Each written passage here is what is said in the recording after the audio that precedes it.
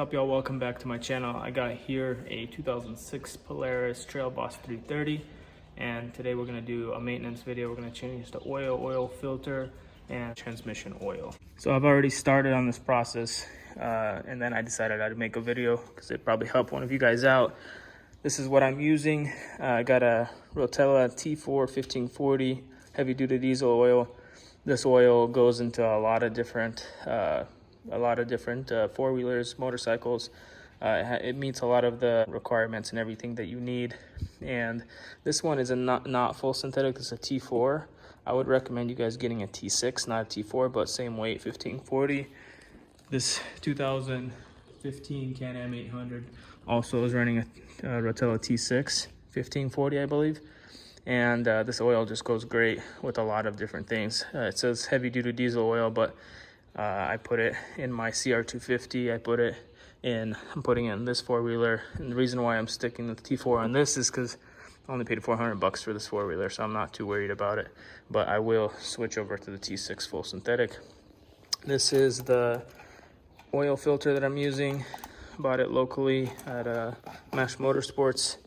Comes with a little thing on the bottom, so it makes it much easier to put it on and off. The one that was on there was a Napa Gold, but I had to use this tool to take it off.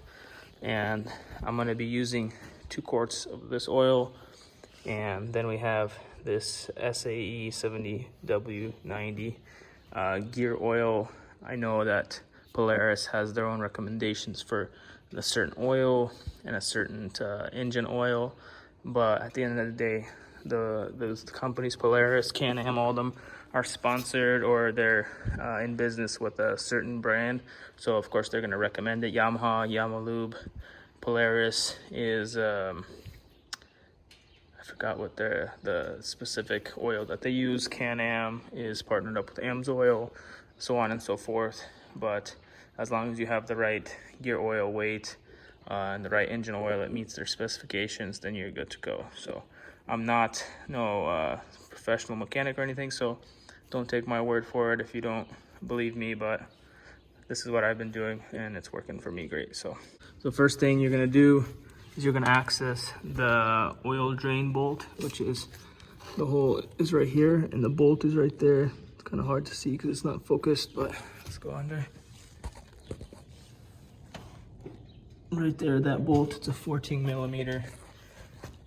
Warm up the four-wheeler first and take the bolt out, drain the oil. I've already done it, so I'm not going to show you that part, but drain the oil, and then you access the oil filter, which is right here on the right side by the pull start. Take that out, let the oil drain out.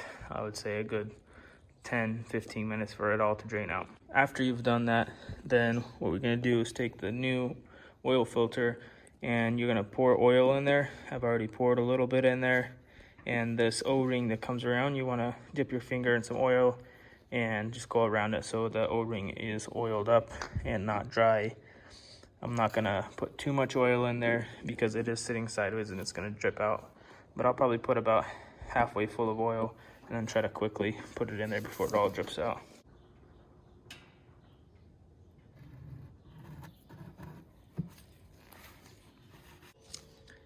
This is going to be difficult to do with one hand on the camera, one here, but I'm just going to go for it.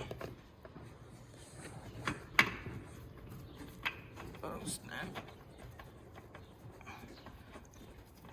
I'm going to get a size 17 and just, you don't want to go crazy on it. It doesn't really need that much, but just keep it snug.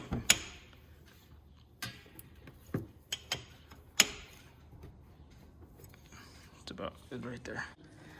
One thing I forgot to mention, you want to pull the dipstick out before you drain the oil to give it so the oil can drain out better freely and not have that pressure in there. But now that we're all drained and oil filters in, we're going to put this dipstick right there. It's a little big for it, but we're going to hold it down. I'm going to put 2 quarts. So the phone right now is literally just balancing on the handlebars because I need both my hands for this. Let's go.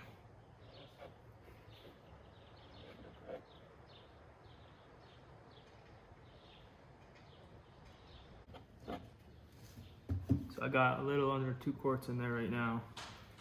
Now I'm gonna let it sit a little bit and then I'm gonna check the oil level. Let's check the oil level. And 2 quarts is what is required to go in there. My dipstick shows it's a little high, but I didn't even put a full 2 quarts in there, so I'm not even gonna play with it. I'm just gonna leave it at how much I put in there. I'm gonna run it and then I'm gonna turn it off, let it sit, and then I'm gonna check the oil level again to make sure that we're good. If it's over what the dipstick shows, then that's fine. I'm just gonna leave it over. So for the transmission, what we're looking for is go to the back and you see this bolt right here. And this is more of like a safety feature for the drain plug, so it doesn't come loose and drain your oil out. What you're gonna do is unscrew this nut right here, about maybe a quarter of the way, and then tighten this bolt in so it gives you space. After you tighten it in, maybe up to here, then you wanna unscrew this drain bolt and this thing's all gonna come out. And that way you have room between the frame and the bolt to actually take it out. It's a size 14, by the way.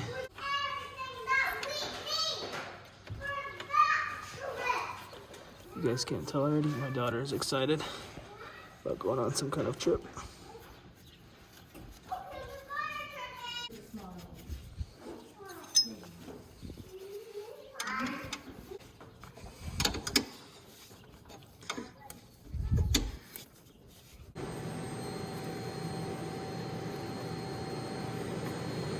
There we go. Ooh, look at those metal shavings. There's a magnet at the end of this bolt. You can see that. Look at all that nasty stuff.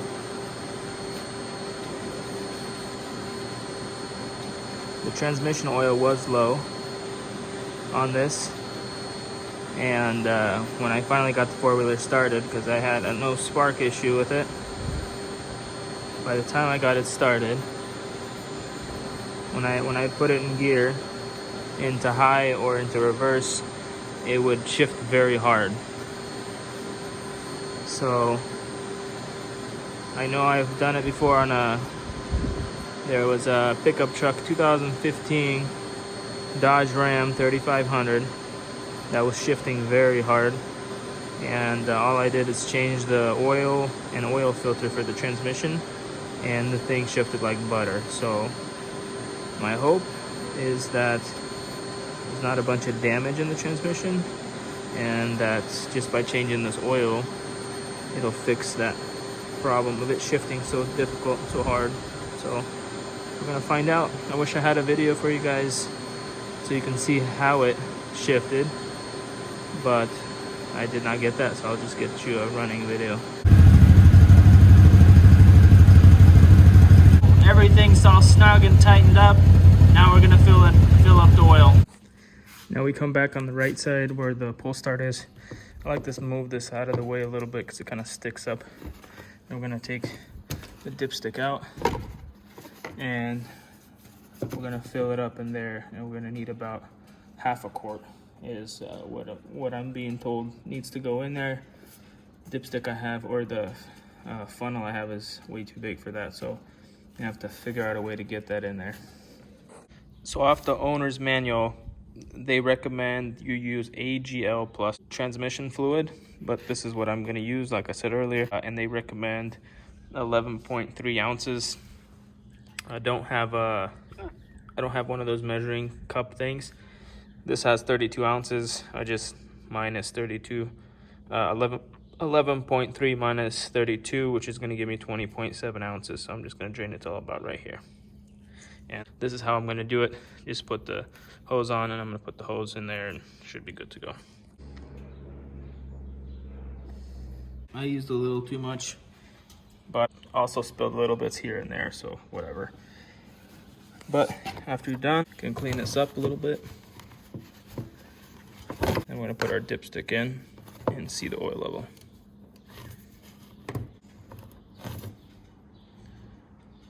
And we're pretty full. So we were a little more than I wanted to be, but we just took some oil out and we're good now. If you don't want to go and pull the drain plug out again, just put this hose in there, squeeze the bottle, and then put the hose inside the fill plug and then let it go, and it should suck out some oil. So as you can see, we're on the money now. All right, so everything is changed. Put everything back. Filters, everything's all tightened up, good to go. We checked to make sure there's no leaks. There's no leaks. So now let's start her up.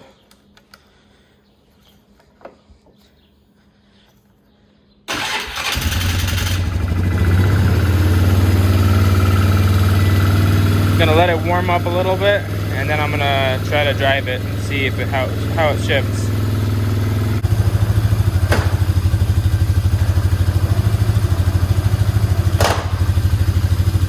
One thing to note here, guys, is that when you're gonna shift your Trail Boss 330 as an automatic, you need to have the RPMs much lower than the RPMs are here. This is something that in the moment I wasn't thinking clearly, so obviously it's gonna shift rough because the RPMs are higher and it's acting like it wants to start to drive, so the clutch is engaging.